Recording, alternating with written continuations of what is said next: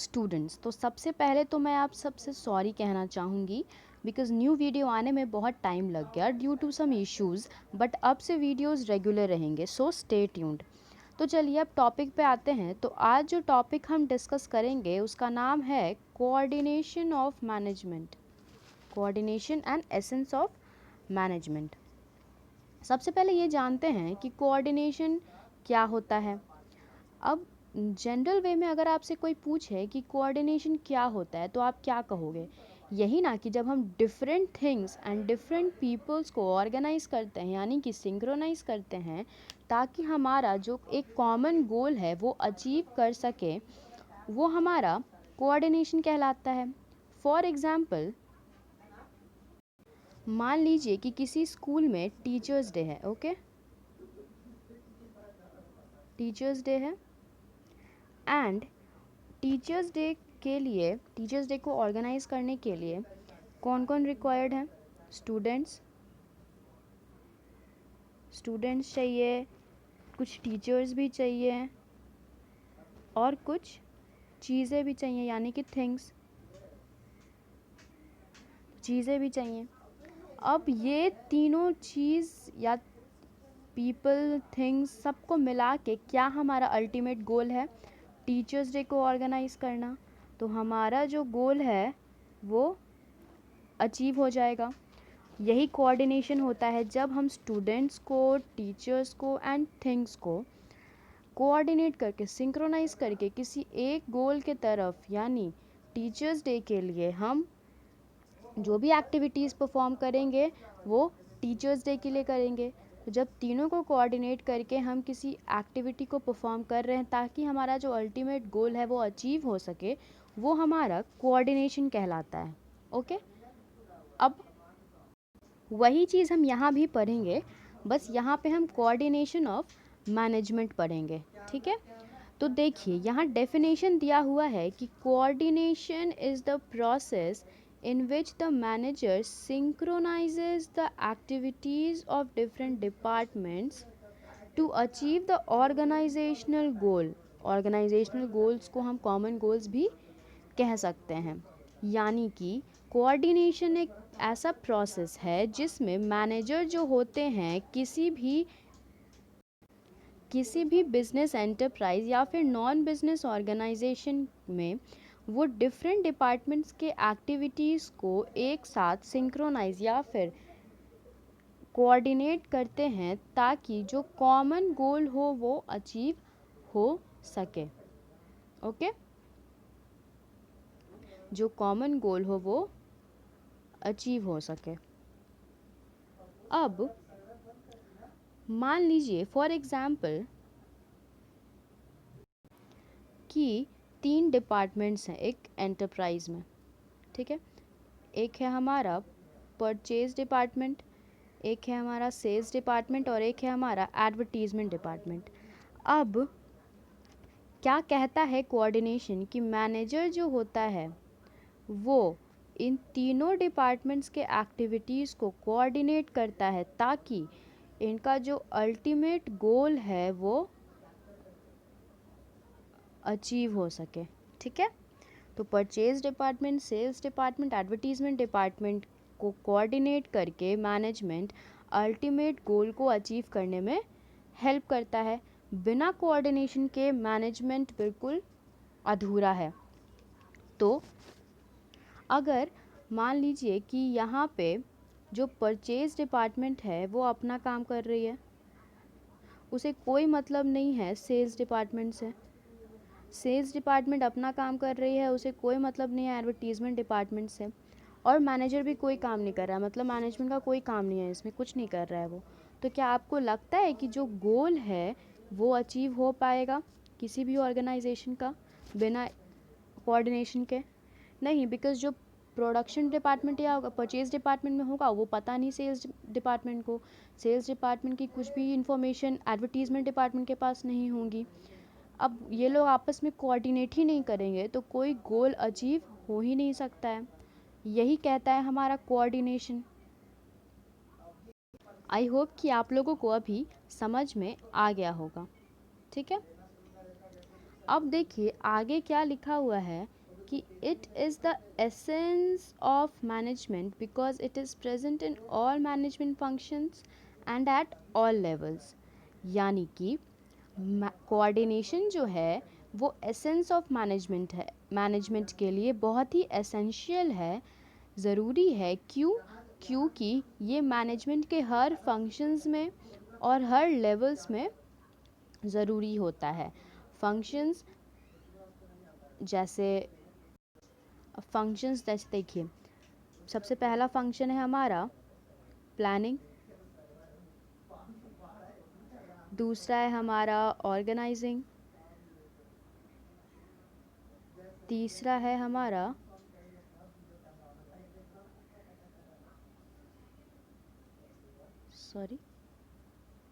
तीसरा है हमारा स्टाफिंग,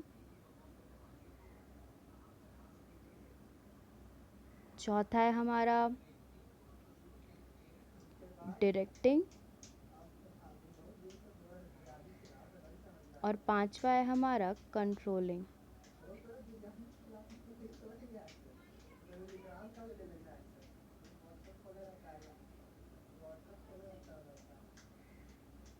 तो ये जो हैं हमारे फंक्शंस होते हैं।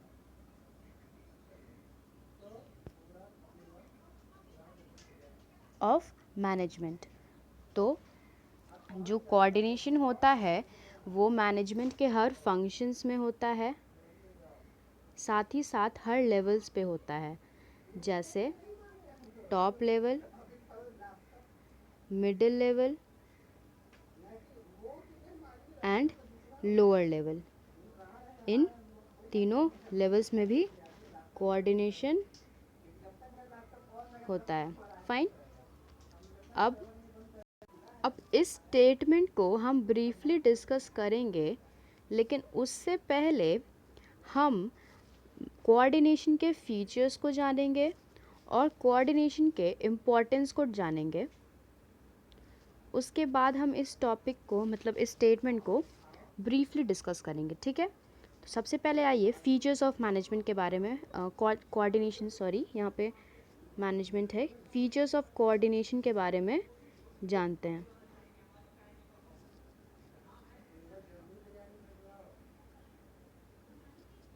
ओके, यहाँ थोड़ा मेरा मिस्टेक है। कोऑर्डिनेशन ये आप लोग चेंज कर लीजिएगा अगर नोट्स बना रहे हो तो। फीचर्स ऑफ कोऑर्डिनेशन के बारे में जानते हैं। ओके,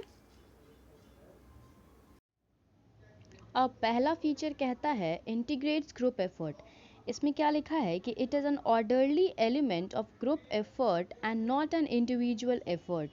यानी कि मान लीजिए फॉर एग्जांपल 3 इंडिविजुअल हैं, एक है ए, एक है बी और एक है सी। अब इन तीनों का अपना अपना वर्क होता है। फाइन, कुछ ना कुछ वर्क ये करते हैं ऑर्गेनाइजेशन में। अब इन तीनों के वर्क को कोऑर्डिनेट करके जो ऑब्जेक्टिव फुलफिल होता है, लाइक तीनों के काम को साथ में लाने का काम कौन करता है? कोऑर्डिनेशन। मतलब जब ये तीनों के वर्क को एक साथ कोऑर्डिनेट करेंगे तो जो भी हमारा ऑब्जेक्टिव होता है ऑर्गेनाइजेशन का वो अचीव हो जाएगा। ये तीनों क्या कर रहे हैं? कोऑर्डिनेट कर रहे हैं, साथ में कोऑर्डिनेट कर रहे हैं, तभी तो हमारा जो अल्टीमेट ऑब्जेक्टिव है ऑर्गेनाइजेशन का वो अचीव हो रहा है। यही हमारा डेफिनेशन भी कहता है कि ये इंडिविजुअल को कोऑर्डिनेट नहीं बल्कि ग्रुप एफर्ट के एक्टिविटीज़ मतलब ग्रुप के एक्टिविटीज़ को कोऑर्डिनेट करने का काम करता है। इंडिविजुअल को नहीं बल्कि ग्रुप एफर्ट्स को कोऑर्डिनेट करने का काम कौन करता है? कोऑर्डिनेशन। मतलब सिंक्रोनाइज करने का काम करता है, साथ में लेके आता है ताकि जो भी हमारा गोल है वो अचीव हो सके। अब नेक्स्ट है हमारा इंश्योर्स यूनिटी ऑफ एक्शन। इसमें क्या लिखा है कि it is a binding force between departments and ensure that all efforts are focused towards achieving the organisational goal. अब देखिए, मान लीजिए कि हमारे अलग अलग डिपार्टमेंट्स हैं, अलग अलग डिपार्टमेंट्स हैं, ठीक है। अब तीनों के अलग अलग काम हैं, तो ये डेफिनेशन कहता है कि कोऑर्डिनेशन एक बाइंडिंग फोर्स की तरह काम करता है। कहाँ? इन डिपार्टमेंट्स में तीनों डिपार्टमेंट को एक साथ बाइंड करता है ताकि जो अल्टीमेट गोल हो, तीनों डिपार्टमेंट को एक साथ बाइंड करता है ताकि जो अल्टीमेट गोल हो वो अचीव हो सके। तो ये था हमारा सेकेंड पॉइंट। आई होप कि आपको समझ में आ रहा होगा। एक बार यहाँ भी देख लेते हैं, वही चीज़ लिखा है कि it is binding force between departments, अलग अलग डिपार्टमेंट्स को बाइंड करता है साथ में, एंड इंश्योर्स, और इंश्योर करता है कि जितने भी एफर्ट्स हैं, जो जितने भी इंडिविजुअल्स के या फिर जितने भी डिपार्टमेंट्स के जो भी एफर्ट्स हैं वो फोकस्ड हो टूवर्ड्स ऑर्गेनाइजेशनल गोल। ऑर्गेनाइजेशनल गोल को अचीव करने के लिए जितने भी एफर्ट्स डिफरेंट डिपार्टमेंट्स लगाते हैं उनको बाइंड करने का काम कौन करती है? कोऑर्डिनेशन। ओके, अब नेक्स्ट है हमारा it remains the function and responsibilities of every manager. ये कहता है the top level coordinate the overall plan, the middle level coordinate the effort of different sections and subsections, and the lower level management coordinates the activities of the workers। यानी कि जो top level management होता है, जैसे for example हमारा CEO हो गया या फिर प्रेसिडेंट हो गया, वाइस प्रेसिडेंट हो गया, उनके प्लान्स को, जो भी प्लान्स उनके होते हैं उनको कोऑर्डिनेट करना।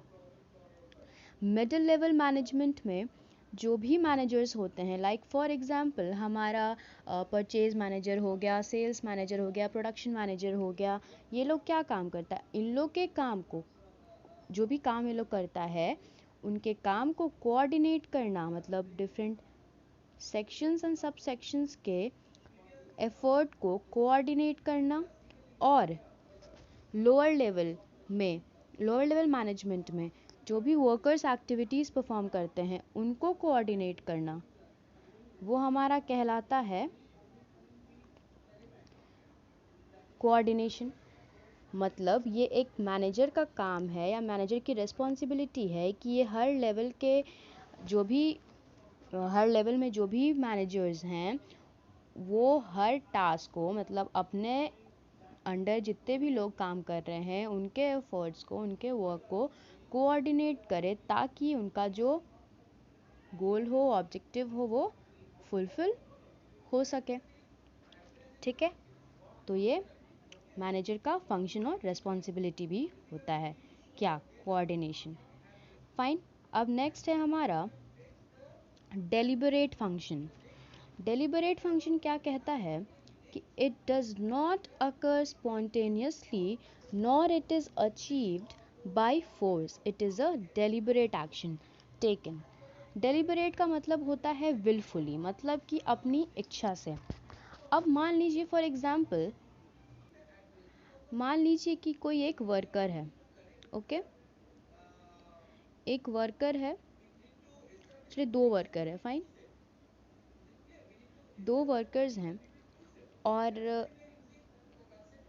ये दोनों आपस में कोऑर्डिनेट नहीं करना चाहते हैं, लाइक ये दोनों कोऑपरेट ही नहीं कर रहे हैं। ये दोनों अगर कोऑपरेट ही नहीं कर रहे हैं, ये अगर बोल रहा है कि फ़ाइन तुम मेरा ये काम कर दो, मैं तुम्हारा ये काम कर देता हूँ, और इससे हमारा जो अल्टीमेट गोल है वो मतलब जल्दी अचीव हो जाएगा।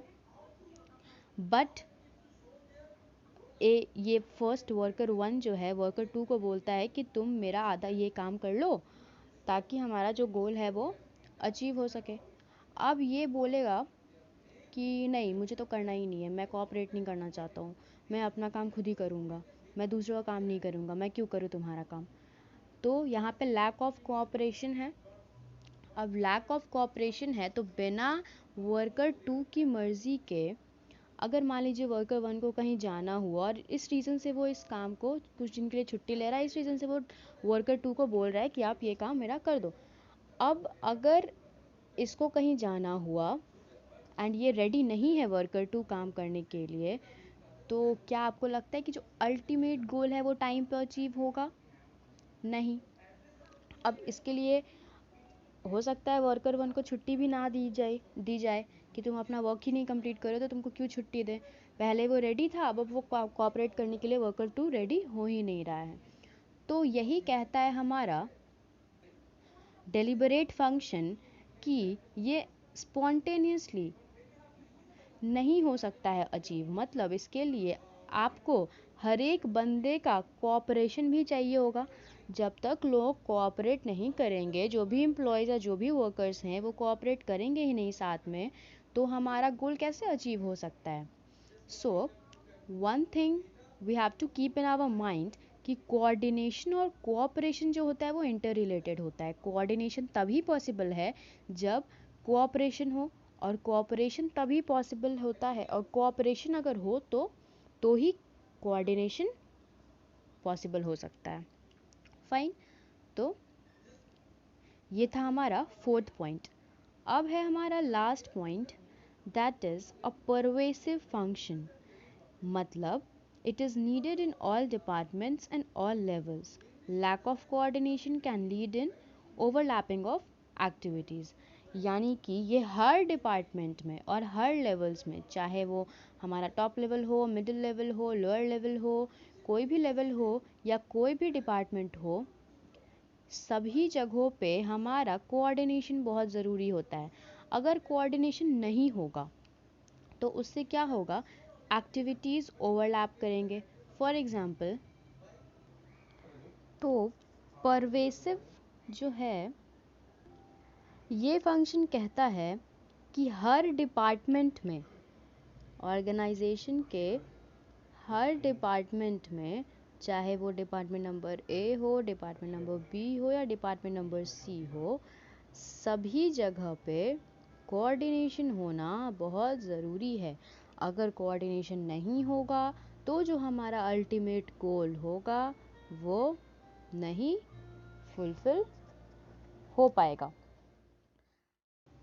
मतलब हर डिपार्टमेंट्स के साथ साथ हर लेवल्स पे भी मैनेजमेंट का होना बहुत ज़रूरी है। यानी कि टॉप लेवल पे, मिडिल लेवल पे एंड लोअर लेवल पे, तीनों पे कोऑर्डिनेशन होना बहुत ज़रूरी है। अब ये टॉप लेवल क्या है या फिर लेवल्स ऑफ मैनेजमेंट क्या है, अगर इसके बारे में आपको पढ़ना है तो मैं इसका लिंक डिस्क्रिप्शन बॉक्स में डाल दूँगी। आप वहाँ से ये वीडियो पे जा सकते हो और वीडियोस देख सकते हो। फाइन। तो अब आते हैं टॉपिक पे। तो कहता है कि ये लेवल्स जो हैं, हर लेवल्स पे भी कोऑर्डिनेशन का होना बहुत ज़रूरी होता है। यानी कि अगर टॉप लेवल जो है वो मिडिल लेवल को कुछ बोलेगा, मिडिल लेवल उस काम को करेगी, अब मिडिल लेवल कुछ लोअर लेवल को काम बोलेगी, लोअर लेवल वो काम को करेगा। अब इन तीनों के बीच में कोऑर्डिनेशन नहीं रहेगा। मतलब कि अगर मिडिल लेवल कोऑपरेट करने को रेडी ही नहीं है तो फिर क्या होगा, यही होगा कि जो टास्क है वो सही से परफॉर्म नहीं होगा। तो वही कहता है हमारा कोऑर्डिनेशन होना सभी लेवल्स पे और सभी डिपार्टमेंट्स पे बहुत ज़रूरी है, ताकि हमारा अल्टीमेट गोल जो है वो हम अचीव कर सके। फाइन। यहाँ तक हमारा फीचर्स था कोऑर्डिनेशन का।